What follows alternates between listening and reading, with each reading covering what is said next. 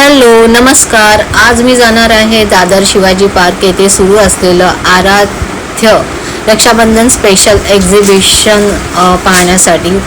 Shivaji park मैदानातून जाताना आपल्या बाप्पाचं तिथे मंदिर आहे, उद्यान गणेश, आणि मी इथे आली की नेहमीच बाप्पाचं दर्शन घेते. आज दर्शन घेतलं आणि अचानक आरती सुरू झाली आणि ह्या आरतीचा आनंद घेण्याचा हा योग मला आला.